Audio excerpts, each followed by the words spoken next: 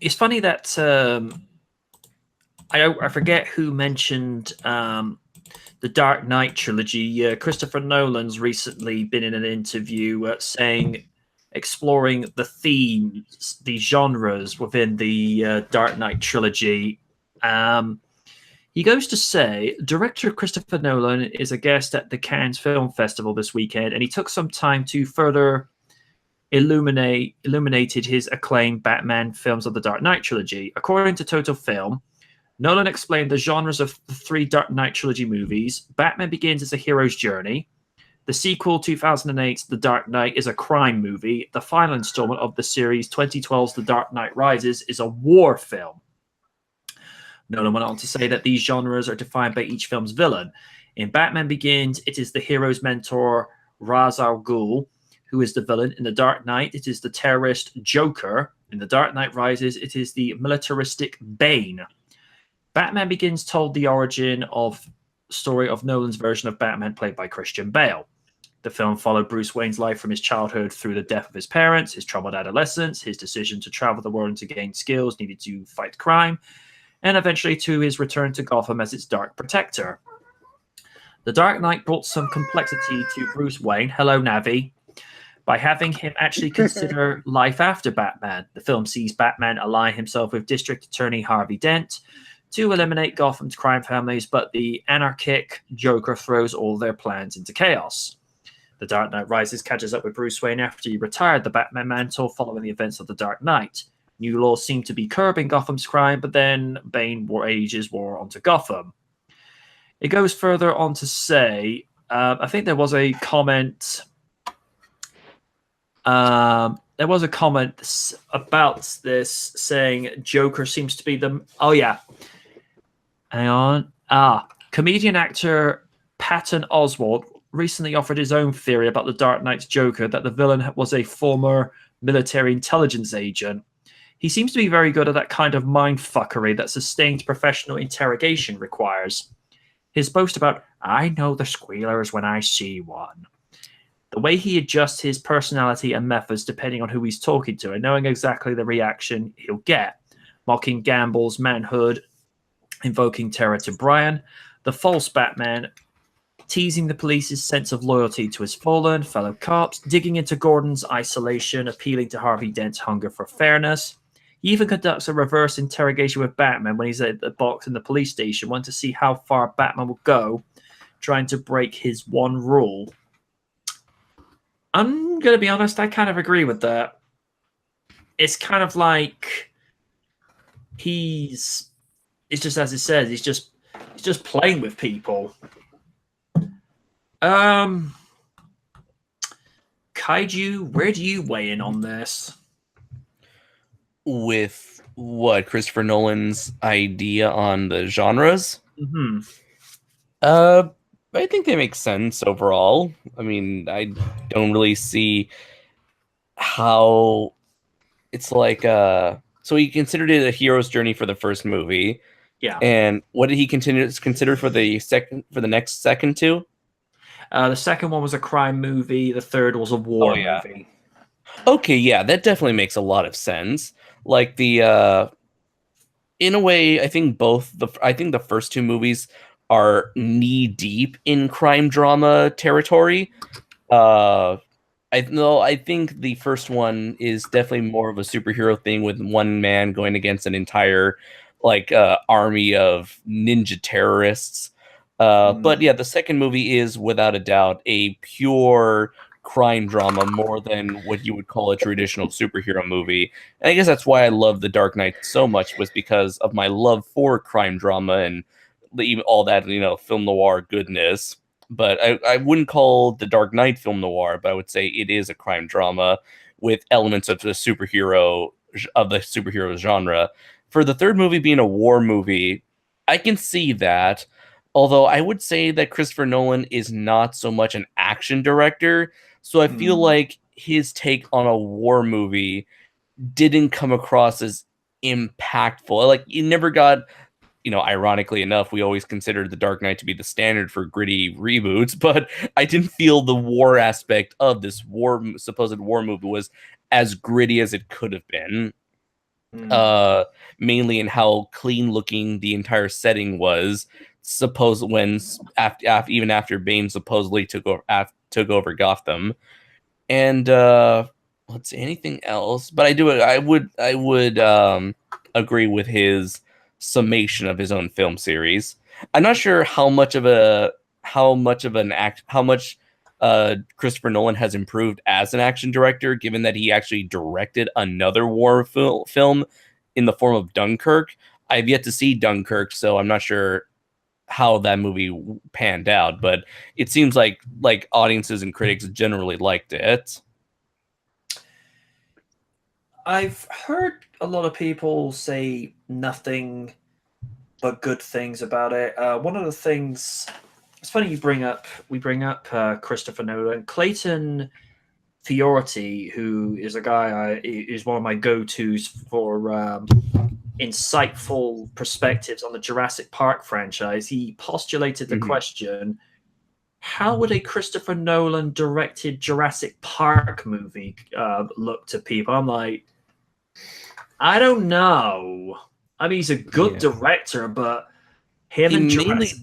he mainly deals with like themes of humanity and relationships. Like something like Jurassic World or Jurassic Park would be really out of his ballpark. I mean, feel at least. I'd be intrigued just to see maybe a short concept movie of what he could do with that particular franchise, but like you, yeah, I'm kind of on the fence about that. Yeah, yeah. Um, Anyone else want to throw their 2 cents in on the subject? Because if no one's got anything else to say, then we'll move on to another topic. I've said my piece. Yeah, I'm good.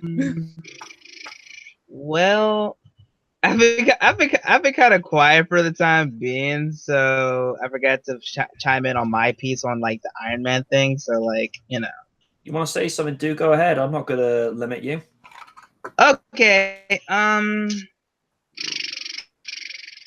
With Iron Man, it was a surprise. I mean, superhero movies were in the norm, but it's like at the time it was like very limited. But when Iron Man came in, it's like, oh wow, this movie done great. Let's keep this going. So with this movie, I enjoyed every bit of it, especially the after credit scene, because that's when people like, oh wait, there's more. Okay. Yeah. So when I heard the term Avengers, like, oh my god, they're going to do it. So yeah, I was thoroughly enjoyed with Iron Man. In a way, I'm kind of sad that Terrence Howard didn't get to be War Machine more, but I feel like he wanted more money. But it is what it is. So at least Don Cheadle's filling up that role. So yeah, that's like my whole thing. What was the topic with Chris Nolan again? The themes of the genres that postulated for each Dark Knight trilogy movie, where the first one is a hero's journey, the second is a crime movie, and the third one is a war movie. You know what? After checking out some of those, I really didn't watch Dark Knight Rises, but hearing about War, yeah, I definitely agree. So, yeah, I do like it's superhero movie genre, but I like how it was more of a like, kind of like how with Captain America, the Winter Soldier, it was more spy espionage. Yeah. So I kind of like when directors do. That they make a genre of the superhero genre itself. So hope to see that more. Particularly with the Dark Knight Rises, I don't know if I'm alone on this, but am I right? Am I fair in saying that movie could have done with maybe being half an hour shorter? Potentially. Because it did drag on a little bit. Because when you get a superhero movie, or in Batman's case, a vigilante movie, creeping into that 3-hour territory, it's like, dude, ease off a little bit, because that was, I mean, it took 40 minutes just to see him back in the cape and cowl again. I'm like, I'd appreciate it if it was an origin movie, but the fact it took us nearly an hour just to see him back in the costumes, like, okay, that's worrying. Mhm. Yeah. That could be just the result of like a writer who, like, he gave it his all in the second movie and he's like, oh fuck, you want me to do a third one? Well shit, what am I gonna do now? I know, I'll break his spine. I'll give Christopher Nolan this. He took his time making those movies. He didn't try just to pop them out like every 2 to 3 years, like most sequels. He got them to where they were just right. And I think in the case of The Dark Knight, it was the right amount of time to do the follow-up movie, just so you can sort of expand on the themes of escalation and being able to get a story whereby, because let's be honest, in terms of writing, there aren't many plot holes in The Dark Knight. If there are any, I don't see too many of them. But you get so many superhero films now where there's not just plot holes, there's a colander. I mean, particularly with regards to Batman v Superman. It's like, is she with you? I thought she was with you. You already knew her! I thought... That was dumb. It's like, Bats, Soups already knows you're Bruce Wayne. The ambiance is kind of gone. It's like, you can't cover that one up. I mean, crying out loud, I think even Diana kind of figured there was something about you that was a little more than human. But, that's a story. And I think that line fits a lot better if it was just a trailer line, where it's like, it was just made to be put in the film just to be put in the trailer and then never be used again. But no, they used it, and that was stupid. And this is the thing. I feel like a lot of writers, they don't actually go through the script just to make sure, each dot and each particular aspect of the movie connects up with each other so that there are little to no flaws or no plot holes. I can only speak for myself as a fan fiction writer of various stuff I've done over the years. I always try to make sure there are no plot holes or there aren't any pieces that aren't going to make any sense, because that's the one thing how you lose an audience if you start having pieces within the story that don't make any sense or don't correlate with what you're setting out to do with the rest of the story. And unfortunately, when it comes to superhero movies, there's a lot of stuff that doesn't really go anywhere. I mean, there are, as we've mentioned, there are plot holes in Batman v Superman, Amazing Spider-Man 2. I haven't got enough hours in the day to work out what's wrong with that movie. And as for Spider-Man 3, don't even get me started on that train wreck. Oh, jeez. But you can sort of see, I mean, Win in particular, you can sort of see what I'm trying to say. Where, have a good night, A-Log. Take it easy, man. Yes. Night. You can, Night. Win, you can sort of appreciate where I'm coming from, because you've mentioned to me a couple of times where you've written stuff. You want things to make sense. You want pieces where they actually join up properly so that there's nothing left out, or pieces that don't make any sense. Mm-hmm. Yeah. Sean Retro's just mentioned emo spider. Let's not and say we did. No. Especially that fucking spider swagger scene. Ugh. God, it's just so cringeworthy. Yeah, but at the Kill same it But with it's time, we also wouldn't have. but it's also meme worthy. True. Yeah, I was gonna Yeah. say if it were for that scene, we wouldn't have weird trailers. No, that's true. Bully wire.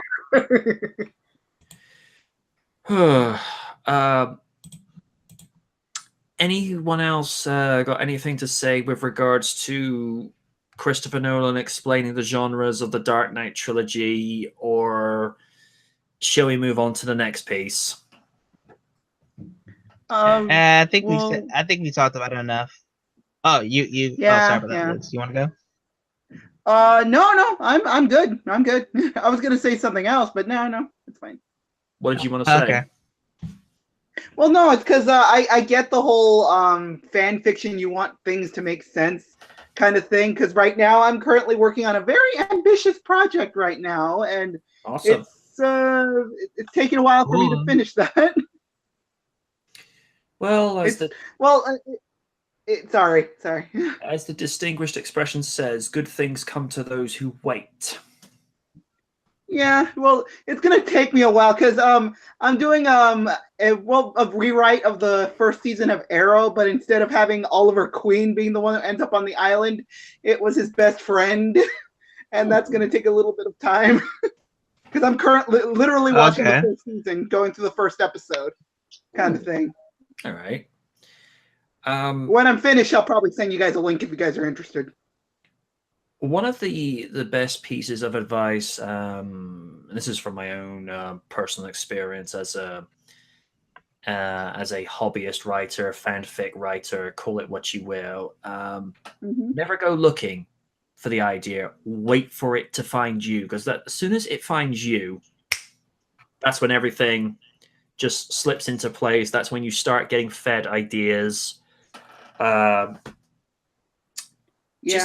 Just wait for it to look for you, because when you have to look for an idea and you try to start forming it, that's when you're forcing yourself to write something where you're purposely looking for ideas, and it comes off as contrived. The dialogue doesn't go the way you want it to. Whereas if you wait for an idea just to hit you with, when you're least expecting it, that's when the story practically writes itself, to the point where whether you're just inspired by, say, watching 2 TV shows, respectively, and you get an idea of, what could it be like if you put these 2 together, have sort of like an homage or an information from it. That's where some ideas will come from. Sometimes you'll just see maybe like 2 stories just drop down in front of you randomly, and you think, "Ooh, there's an idea." Or like, what if you had a time-traveling Spider-Man? Or what if you had a Godzilla that goes solving crimes in a noir setting with a trench coat and the hat to match? That'd be awesome. It'd be Detective Zilla. Yes, I go solving crimes and occasionally knock over a building.